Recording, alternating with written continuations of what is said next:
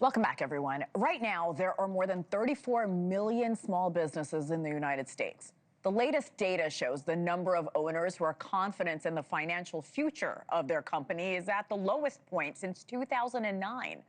Another survey finds about 62% of small businesses say tariffs have negatively impacted their overall operations.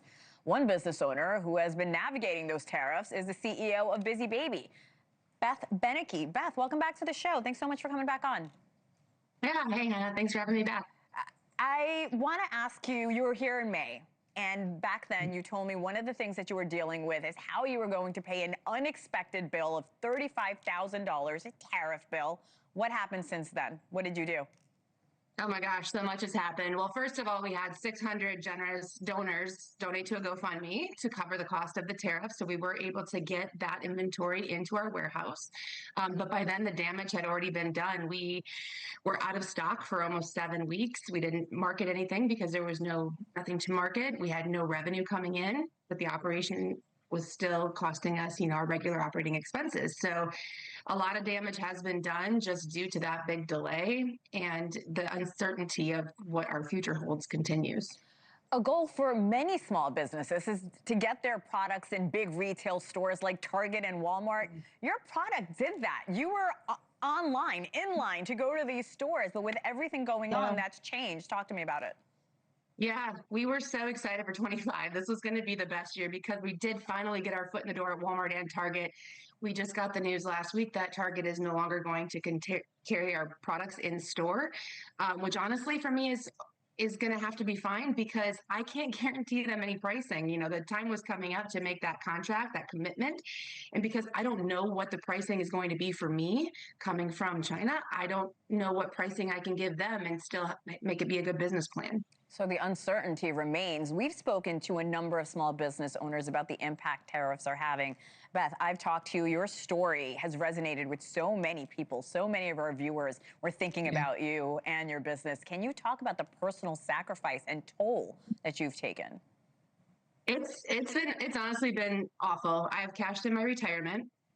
For the last 4.5 years, I've been running the company with my brother. So we've been a family-owned small business, and he just had to go back to work because we've been affected so immensely that we can no longer support both of our families with the business. So he's gone back to his job. And then I just came back from Germany. There was a international trade show where people from all over the world go to find new baby products to sell in their countries. So I went to the trade show and did my best efforts to try and find distributors around the world. And we'll see if any of that helps. It's still not going to be enough, but I'm literally trying everything I can think of to stay in business to get through this. And you said 25 was supposed to be the best year ever. You were ready to launch, and we're so grateful that you shared your story.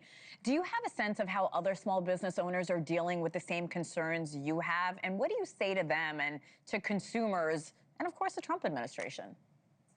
Yeah, I mean, the hardest thing is to watch what's happening and hear consumers who still think, oh, it's so easy, just make it in America, then you wouldn't have this problem. It's not that easy. It's very difficult. And there's people that are saying, what are you talking about? You're lying.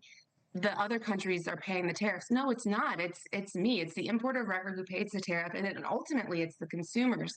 And what's really hurting people right now is that the cost of baby products have skyrocketed since March. Car seats, which we're legally required to have in every family, have gone up $50. Strollers up $100. So for products like mine that are really nice to have, you don't need them. And now families' budgets are being just squeezed so tightly that they're just getting by with the essentials. Which is affecting everybody else who has products that you don't necessarily need, but are really nice to have.